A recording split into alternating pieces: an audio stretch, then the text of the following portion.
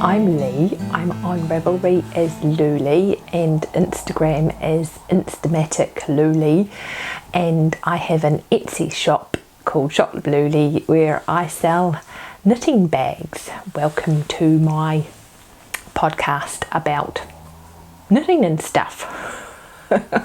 Less of the stuff today, more of the knitting. It's really nice to have you here today, and there have been a few new subscribers over the last month, so it's lovely to have you along, and I hope you enjoy yourself.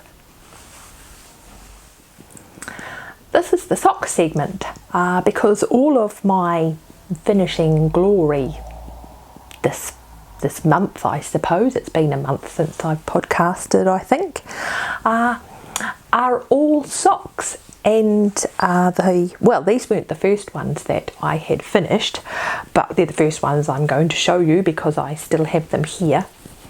And these are the Hairy Man socks. I knitted them in West Yorkshire Spinners Signature 4-ply. And the stripy colourway is Wood Pigeon, I think, and the coordinating colour for heels and toes and whatnot is Poppy Seed, I think. Yes, I think that's right. If it's not right, then it will be correct on my Ravelry page. And I used the Fish Lips Kiss heel for the first time on these socks, and you would have seen from finishing glory that I finally got them onto the Hairy Man just to see how they fitted. And there were some elements that weren't successful at all with this method of sock knitting and heel construction, and there were some elements that worked really well. So I suppose the first thing that didn't work was that the leg was too narrow. The Hairy Man has quite robust calves, and his first comment was that the cuff was too tight. So I think for the next pair of Hairy Man socks for this ongoing project, I'm going to start the cuff a bit bigger and then taper it down the back of the leg. The Fish Lips Kiss heel, which is basically, the wrap and turn method is different, but it's basically like any other sort of short row heel that you pop into a sock. It's basically a tube sock with a corner in it.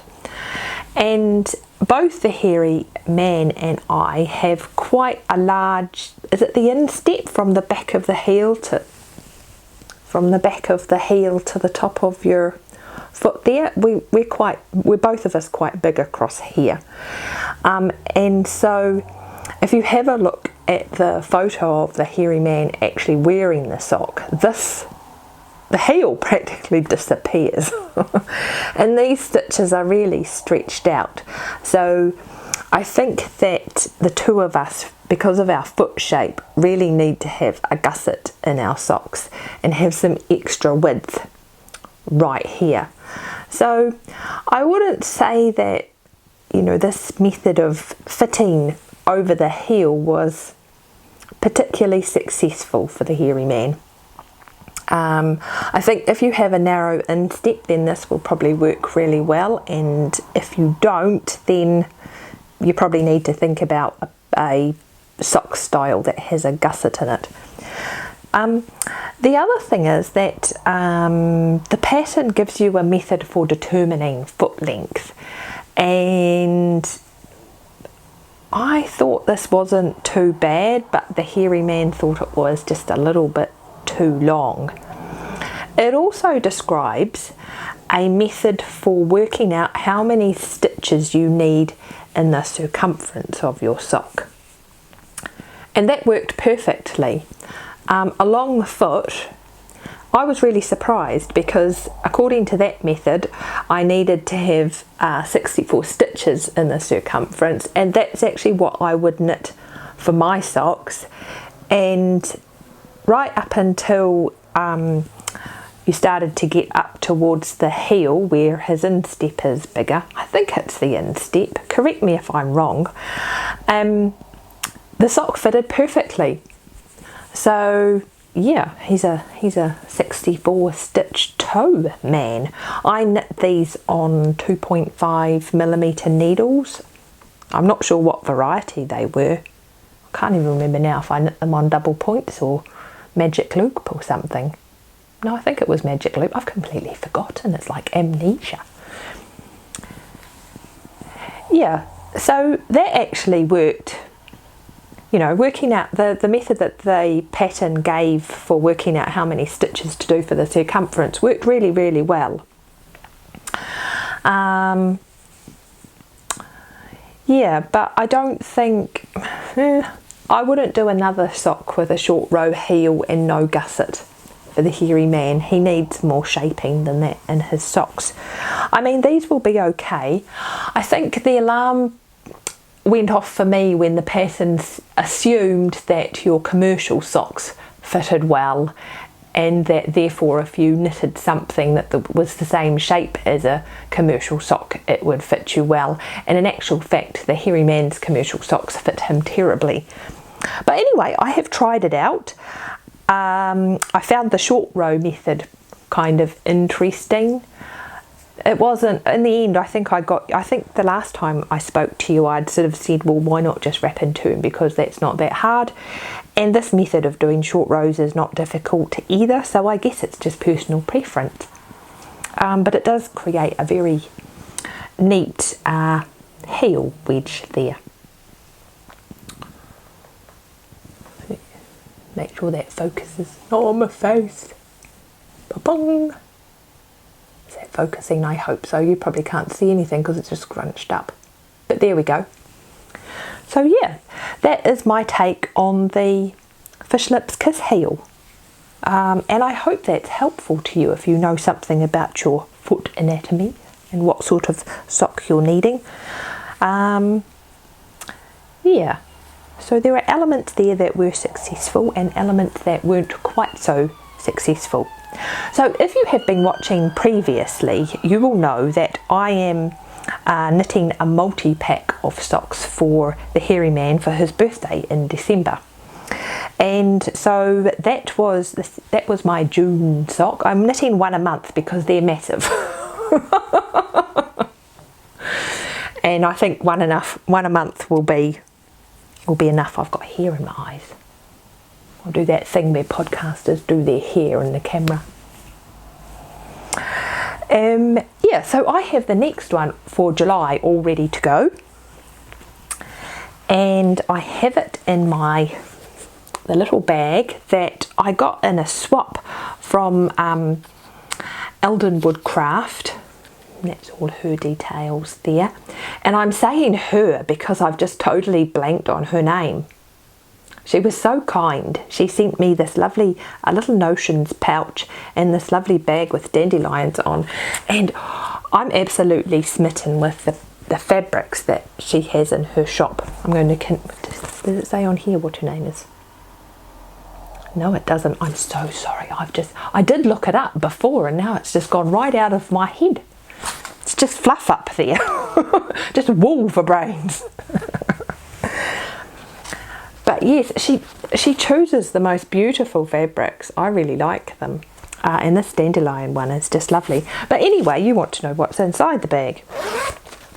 So for the July sock, I have it all ready to go. And I've caked up some opal. And this is the Opal Chapati 5. And the colourway is Emily. I can even pronounce that. I'm not butchering somebody else's language this time. It's 7252 Emily in Chapati 5.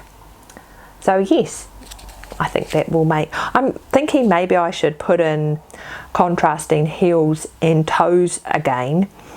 I used about 85 grams for the last pair of socks, but I know I need to put extra width in certain spots for this pair of socks, so I might knit the first one and just see how I go. I can always rip back and do the toe in a different colour or something, so we'll see how we go in that. But also in this bag, oh, I put a DPN, one of my DPN point protectors that I made out of Lego, even though I'm not knitting these on DPNs. Bom, bom, bom, bom, bom. It's just a bit of elastic and 2 bits of Lego with the holes. They just fit me. Anyway, yeah, how that got in there I'm not sure, because it's not required for this project. I've put in my clippy stitch markers, which I use to mark how many rows I've done. I put one in every 20th row so I can make sure both socks are the same.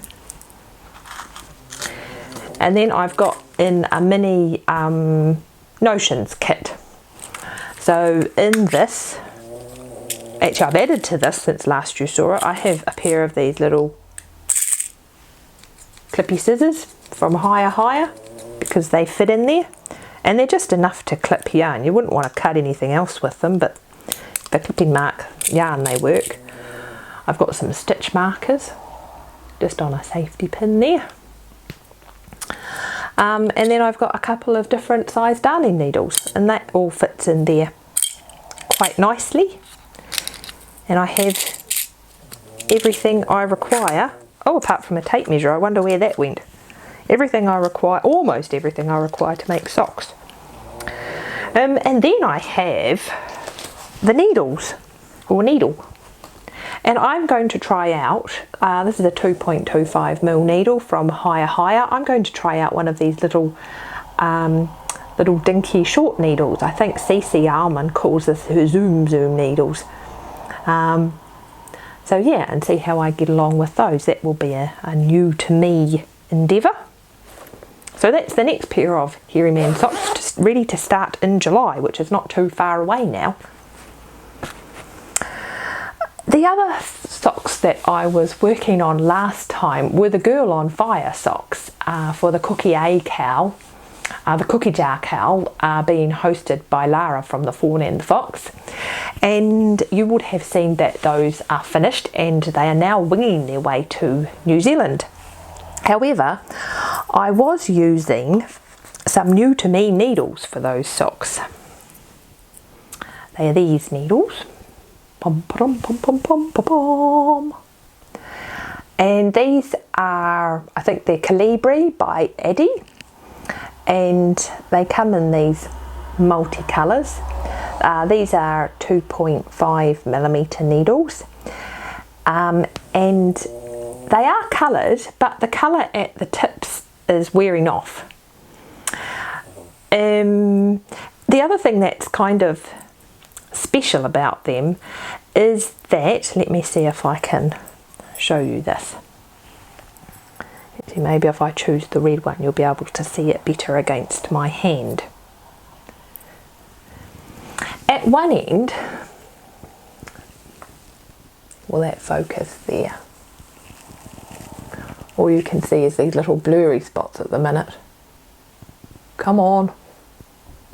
At one end is a sharper, more tapered tip, and then at the other end is a blunt tip. I'm doing a rubbish job of having this focus. It's far too close to the camera, I think. That might work. I don't know if you can see that or not particularly clearly. But anyway, so at one end is a tip that's similar to a higher, well, not quite as sharp as a higher sharp. And then at the other end is a blunt tip. And I'm usually the sort of knitter that prefers a sharper tip because I find it easier for knitting two together. Anything other than stocking stitch, really. I mean, that was one of the reasons that the only reason that I really hated zings was that they were so blunt at the end. They're not even blunt, they're just flat. It's like someone's taken a pair of wire cutters and cut them off. And so they didn't last very long in my household. But I thought I would try these needles out, and I tried not to be discerning about which tip I was using. And I found for stocking stitch, the blunt tip was fine and I didn't even notice a difference. But in the Girl on Fire socks there is a lace section, and they weren't too bad for that. They weren't annoyingly blunt. The tip is actually quite round, so it's not flat like the Zings.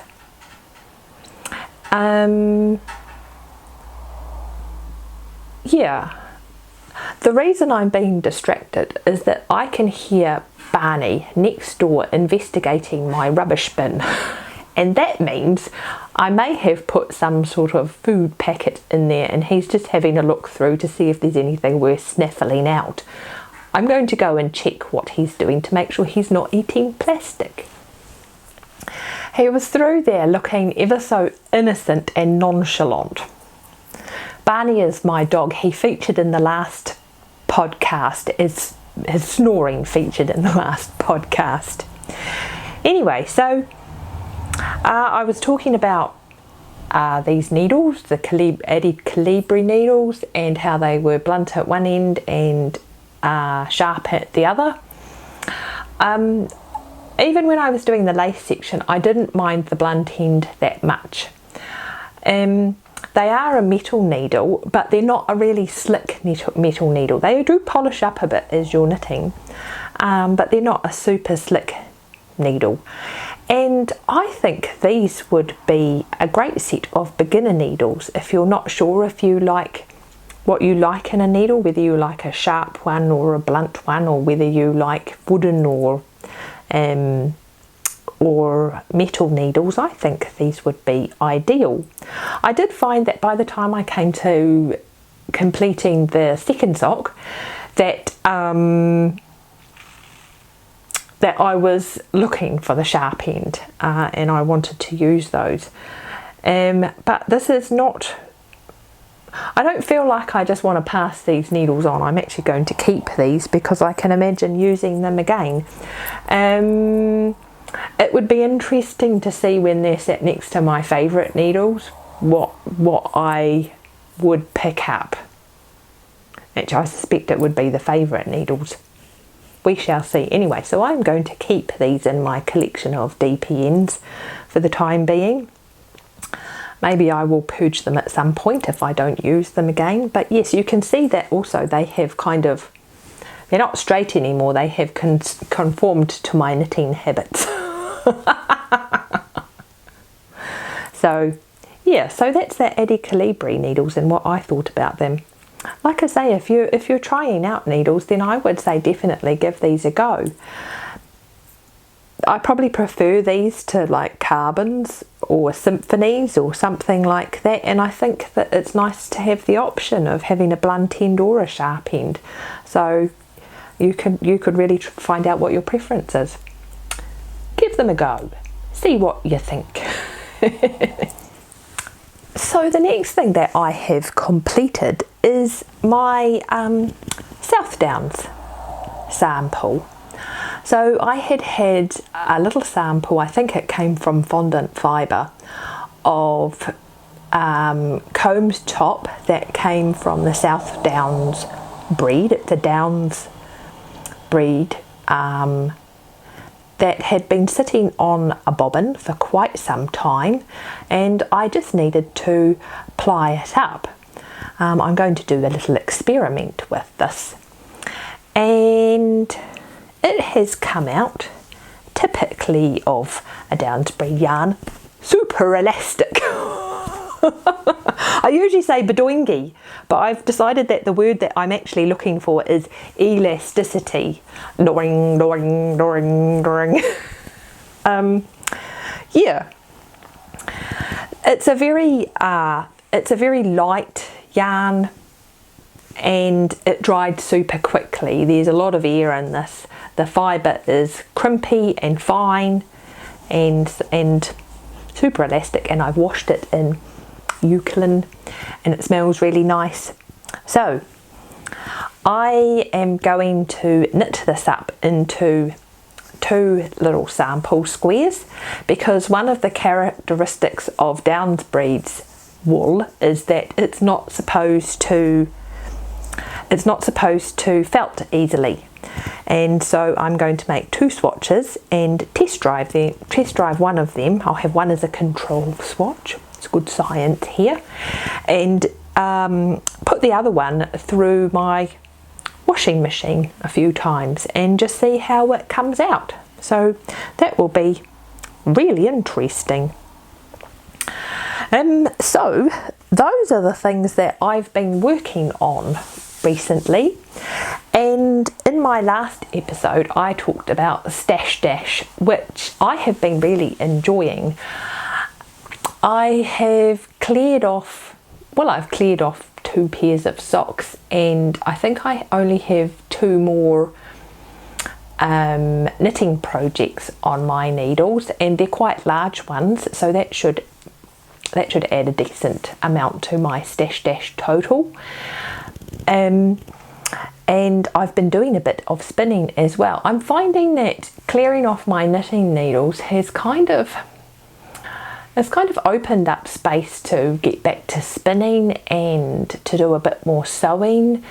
When I have lots of knitting projects on the go, I tend to focus just on knitting, and I have plenty of other exciting things laying around as well. So it's been really fun. It's been really fun to get back into spinning regularly. I'll talk about that project next time.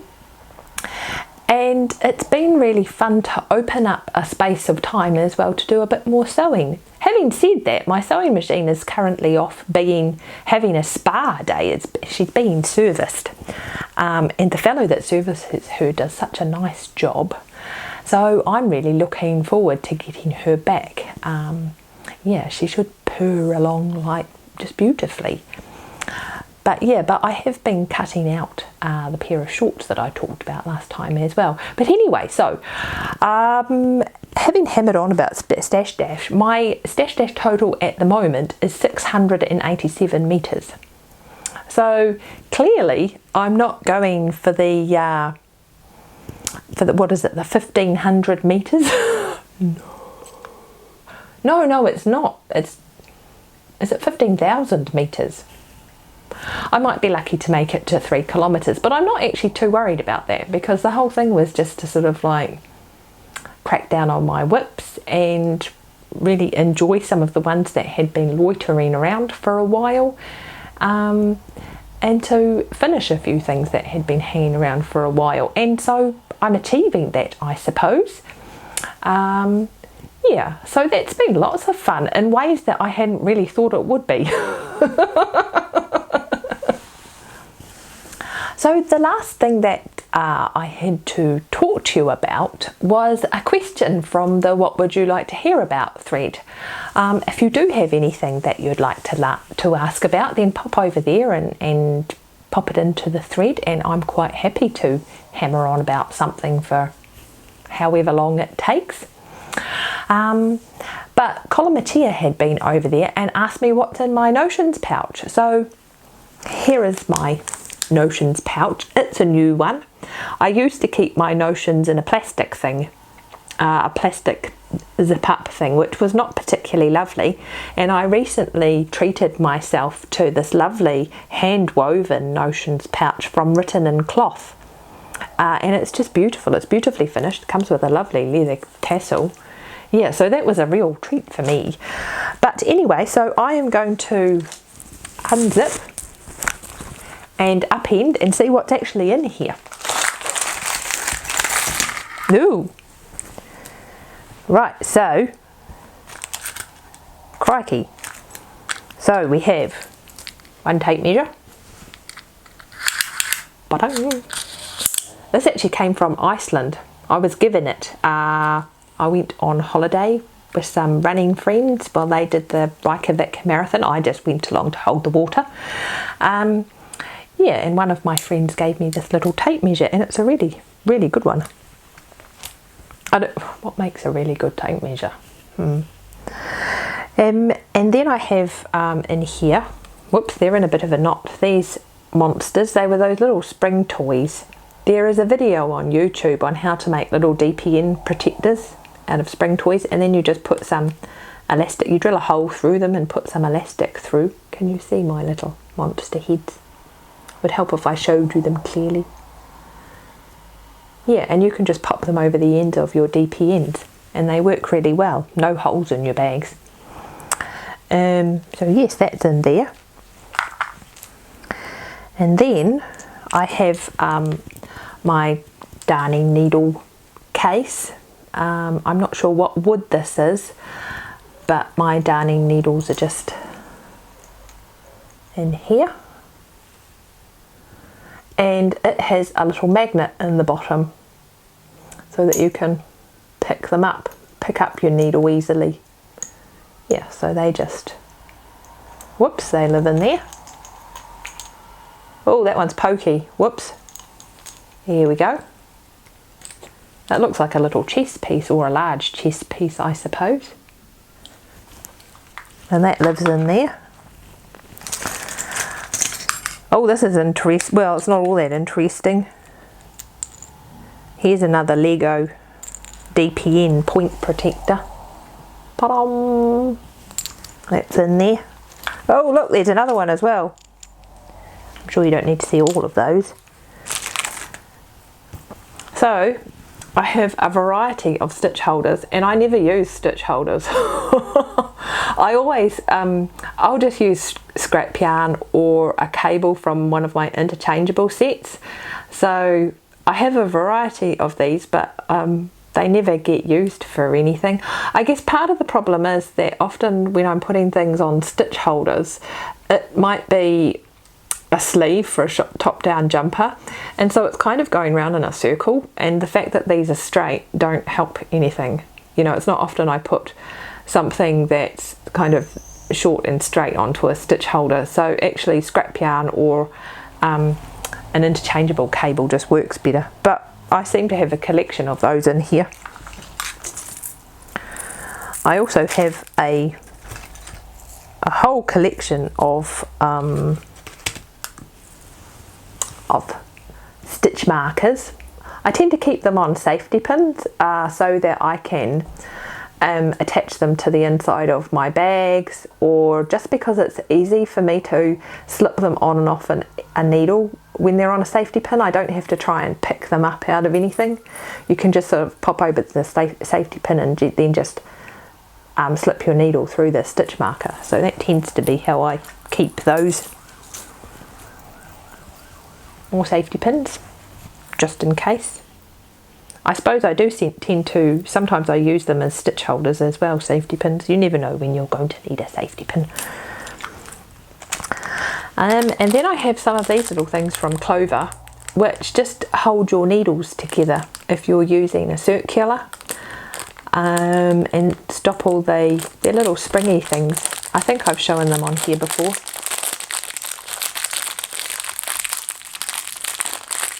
Little springy things that you can wrap around your needles, a circular needle to hold them together and stop the stitches popping off. And those ones came from Clover.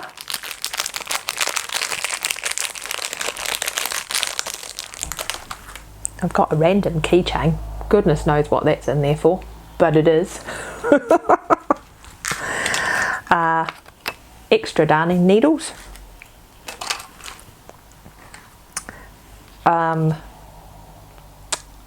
dental floss, which I often use is for holding stitches as well, and for lifelines. If I'm doing something complicated as well, I'll thread that through all my stitches because it comes out easily. It comes, and it doesn't affect the circumference of your stitches. It doesn't change the size of your stitches when you're knitting that row either, I find. And the knitting smells minty fresh afterwards. Not really. Not really, but you know. I've got a needle gauge in here. I've had this one for eons. It's not fancy, but it does the job. And it has millimetres, and it has the old Imperial UK sizes, and it has the US sizes and a couple of rulers on there, so that's quite handy. And then I have these highly technical things, which are what I like to refer to as a hat blocker. So yes, just a little packet of balloons, scissors, don't run with them.